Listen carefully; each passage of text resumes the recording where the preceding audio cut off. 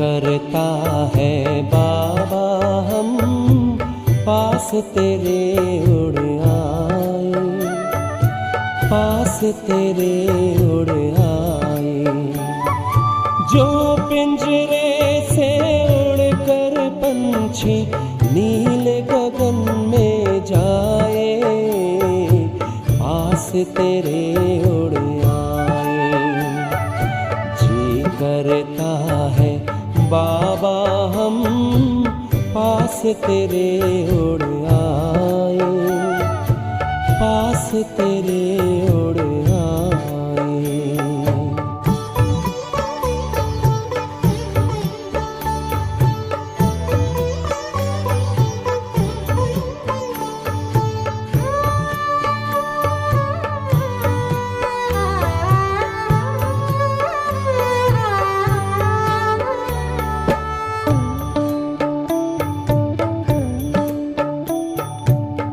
कोई शय ना भाती है अब याद घर की आती है, करे इशारा किरण तुम्हारी जैसे हमें बुलाती है। तेरी याद में समा के हम तो तुम सा ही बन जाए, पास तेरे उड़ आए, पास तेरे उड़ आए।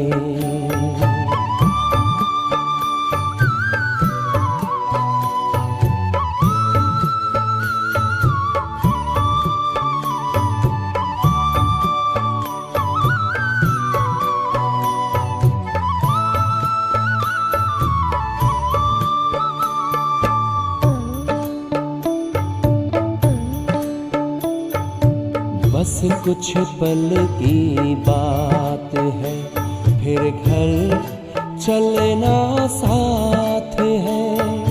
हाथ में हाथ तुम्हारे बाबा प्यार की बरसात है। संगम युग में संग में तेरे हर पल मिलन मनाए, पास तेरे उड़ आए, पास तेरे उड़ आए।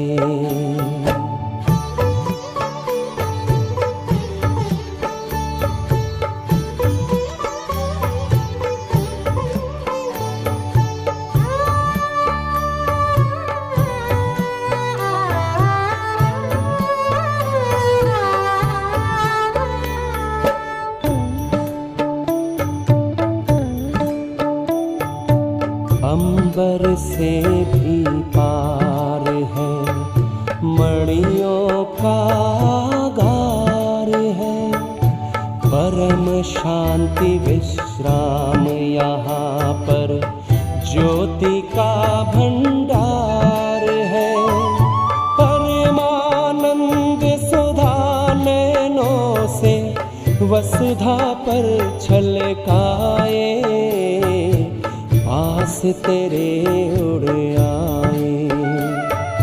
जी करता है बाबा हम पास तेरे उड़ आए, पास तेरे उड़ आए।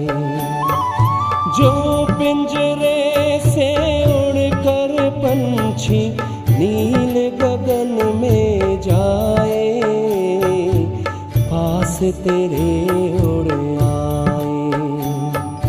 जी करता है बाबा हम पास तेरे उड़ आए, पास तेरे उड़ आए।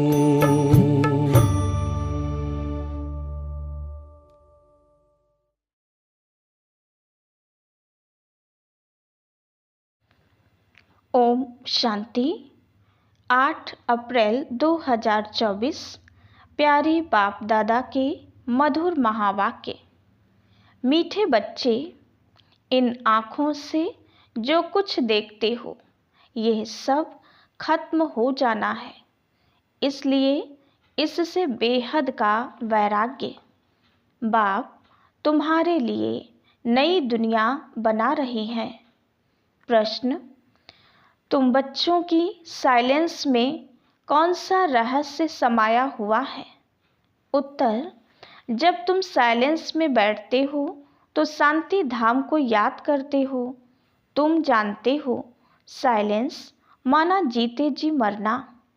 यहाँ बाप तुम्हें सदगुरु के रूप में साइलेंस रहना सिखलाते हैं।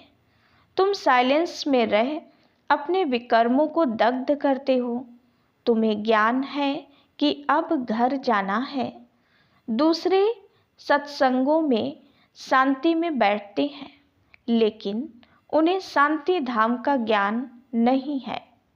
ओम शांति।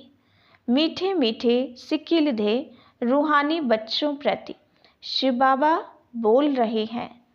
गीता में है श्री कृष्ण बोले, लेकिन है शिव बाबा बोले। श्री कृष्ण को बाबा नहीं कह सकते। भारतवासियों को मालूम है कि पिता दो होते हैं, लौकिक और पारलौकिक। पारलौकिक को परमपिता कहा जाता है, लौकिक को परमपिता कह नहीं सकते। तुमको कोई लौकिक पिता नहीं समझाते हैं। पारलौकिक बाप पारलौकिक बच्चों को समझाते हैं। पहले पहले तुम जाते हो शांति धाम, जिसको तुम मुक्ति धाम, निर्वाण धाम व वानप्रस्थ भी कहते हो। अब बाप कहते हैं, बच्चे अब जाना है शांति धाम। सिर्फ उनको ही कहा जाता है टावर ऑफ साइलेंस। यहाँ बैठे हुए पहले पहले शांति में बैठना है।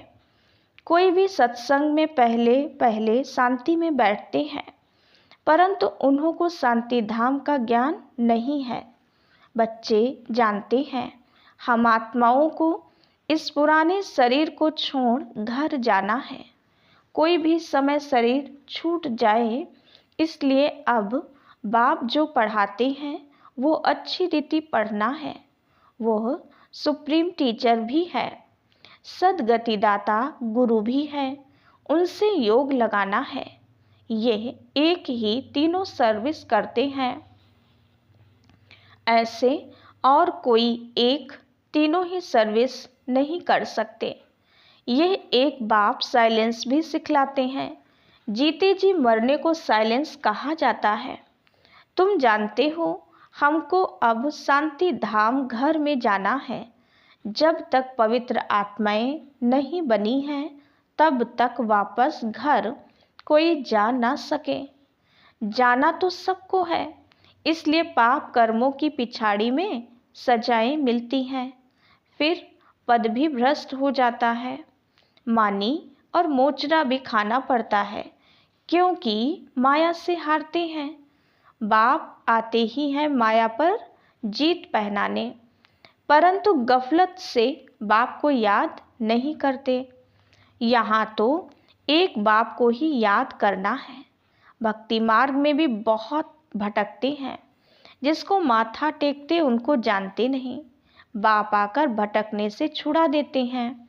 समझाया जाता है ज्ञान है दिन, भक्ति है रात।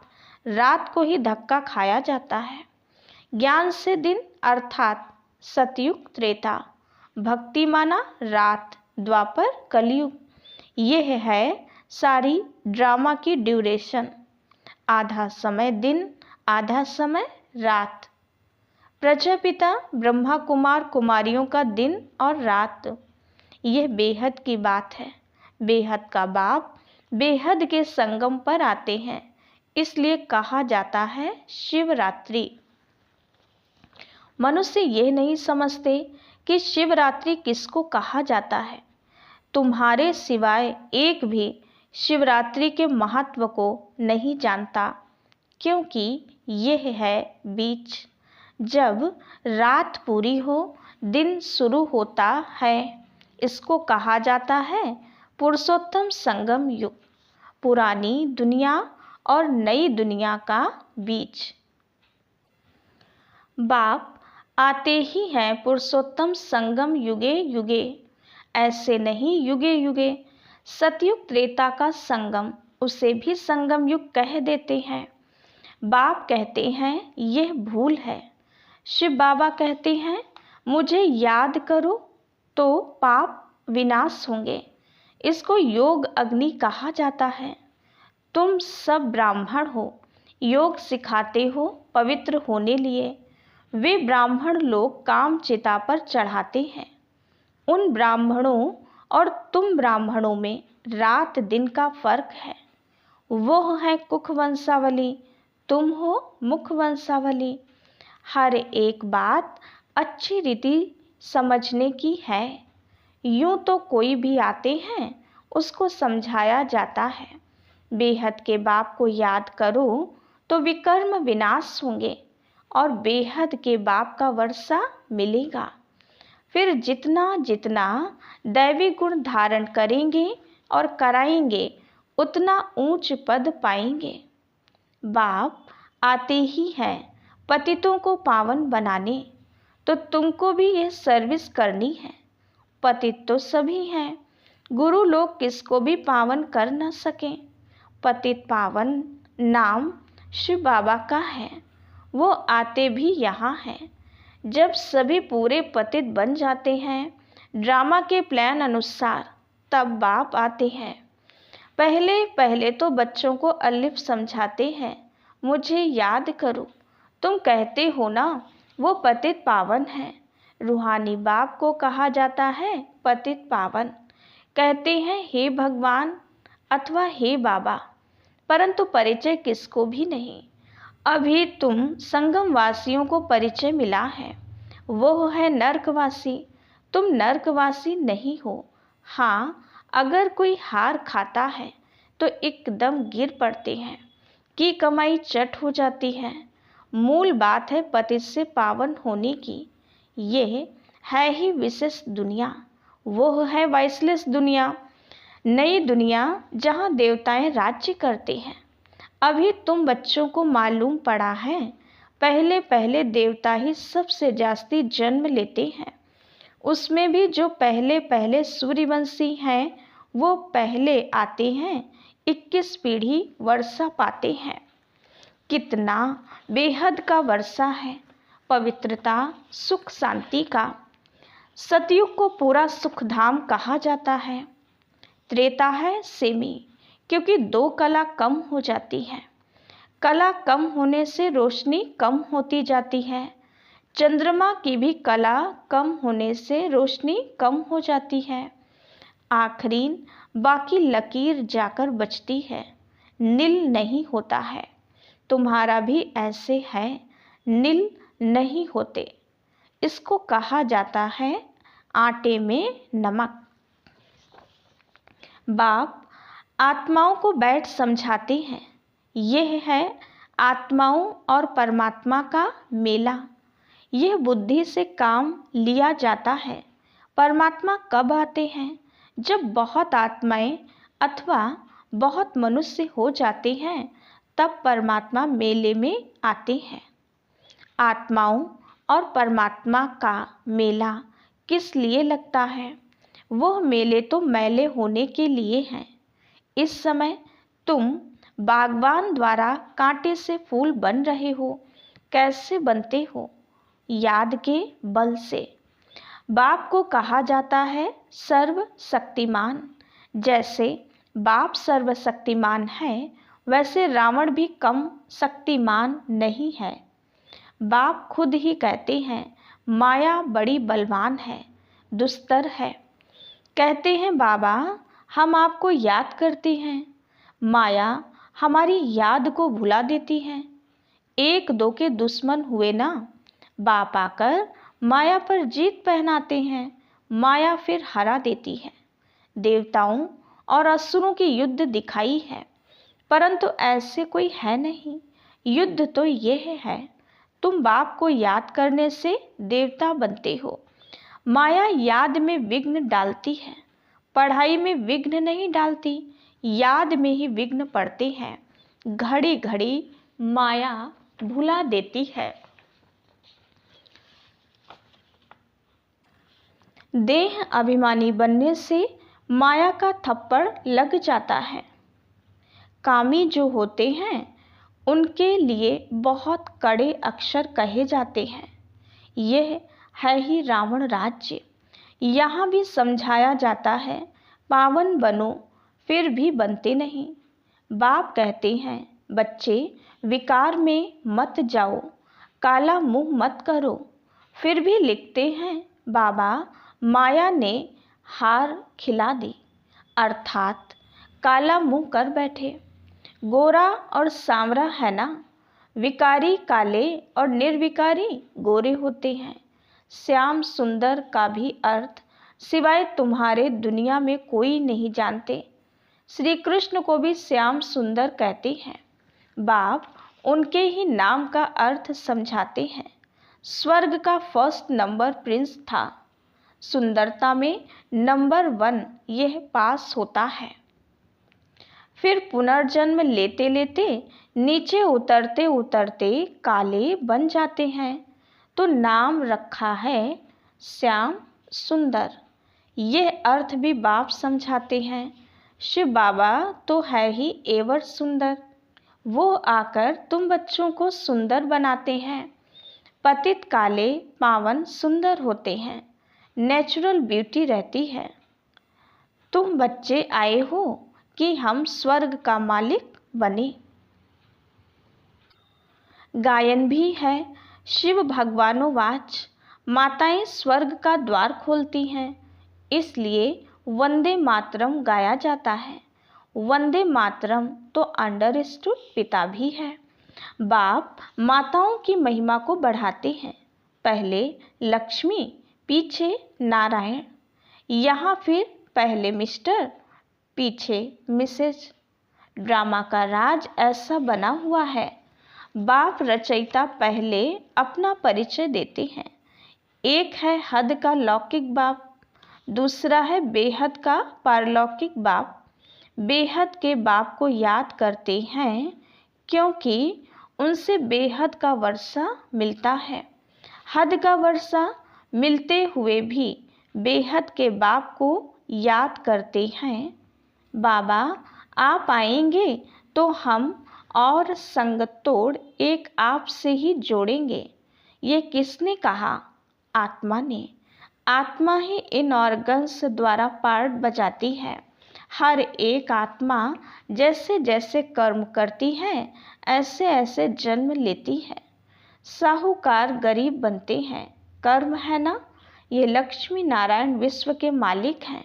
इन्होंने क्या किया ये तो तुम जानते हो और तुम ही समझा सकते हो। बाप कहते हैं, इन आँखों से तुम जो कुछ भी देखते हो उससे वैराग्य।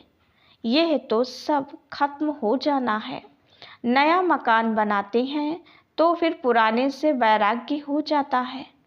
बच्चे कहेंगे बाबा ने नया मकान बनाया है, हम उसमें जाएंगे। ये पुराना मकान तो टूट फूट जाएगा। यह है बेहद की बात। बच्चे जानते हैं बाबा आया हुआ है स्वर्ग की स्थापना करने। ये पुरानी छीछी दुनिया है। तुम बच्चे अभी त्रिमूर्ति शिव के आगे बैठे हो। तुम विजय पहनते हो। वास्तव में तुम्हारा यह त्रिमूर्ति कोट ऑफ आर्मर्स है।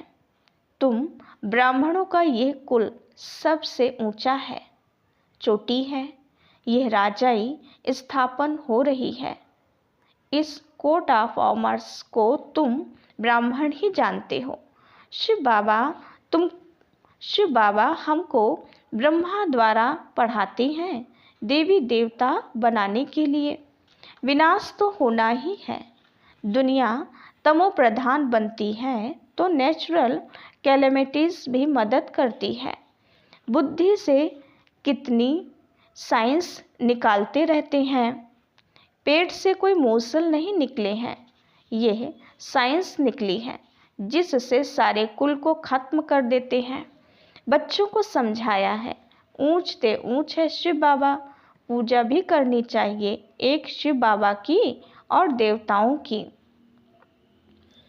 ब्राह्मणों की पूजा हो नहीं सकती क्योंकि तुम्हारी आत्मा भल पवित्र है, लेकिन शरीर तो पवित्र नहीं है, इसलिए पूजन लायक नहीं हो सकते। महिमा लायक हो जब फिर तुम देवता बनते हो तो आत्मा भी पवित्र, शरीर भी नया पवित्र मिलता है। इस समय तुम महिमा लायक हो। वंदे मातरम गाया जाता है। माताओं की सेना ने क्या किया? माताओं ने ही श्रीमत पर ज्ञान दिया है।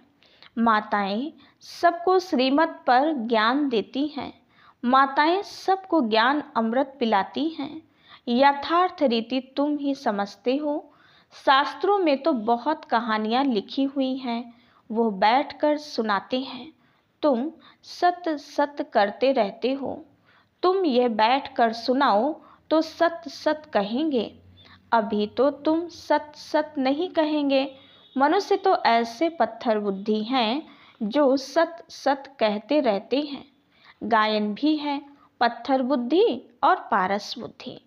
पारस बुद्धि माना पारसनाथ। नेपाल में कहते हैं पारसनाथ का चित्र है। पारसपुरी का नाथ ये लक्ष्मी नारायण है। उन्हों की डिनायस्टी है। अब मूल बात है रचयिता और रचना के राज को जानना, जिनके लिए ऋषि मुनि भी नेति नेति करते गए हैं। अभी तुम बाप द्वारा सब कुछ जानते हो, अर्थात आस्तिक बनते हो। माया रावण नास्तिक बनाती है। अच्छा, मीठे मीठे सिकिलधे बच्चों प्रति माता पिता बाप दादा का याद प्यार और गुड मॉर्निंग। रूहानी बाप की रूहानी बच्चों को नमस्ते। हम रूहानी बच्चों की रूहानी बाप दादा को याद प्यार, गुड मॉर्निंग और नमस्ते। धारणा के लिए मुख्य सार। पहली पॉइंट, सदा स्मृति रहे कि हम ब्रह्मा मुख वंशावली ब्राह्मण हैं। हमारा सबसे ऊंच कुल है। हमें पवित्र बनना और बनाना है। पतित पावन बाप का मददगार बनना है। दूसरी पॉइंट, याद में कभी गफलत नहीं करना है। देह अभिमान के कारण ही माया याद में विघ्न डालती है, इसलिए पहले देह अभिमान को छोड़ना है। योग अग्नि द्वारा पाप नाश करने हैं। वरदान, साधनों की प्रवृत्ति में रहते कमल फूल समान न्यारे और प्यारे रहने वाले बेहद के वैरागी भव। साधन मिले हैं तो उन्हें बड़े दिल से यूज करो। ये साधन है ही आपके लिए, लेकिन साधना को मर्ज नहीं करो, पूरा बैलेंस हो। साधन बुरे नहीं हैं। साधन तो आपके कर्म का, योग का फल है। लेकिन साधन की प्रवृत्ति में रहते कमल पुष्प समान न्यारे और बाप के प्यारे बनो। यूज करते हुए उन्हों के प्रभाव में नहीं आओ। साधनों में बेहद की वैराग्य वृत्ति मर्ज ना हो। पहले स्वयं में इसे इमर्ज करो, फिर विश्व में वायुमंडल फैलाओ। स्लोगन, परेशान को अपनी शान में स्थित कर देना ही सबसे अच्छी सेवा है। ओम शांति।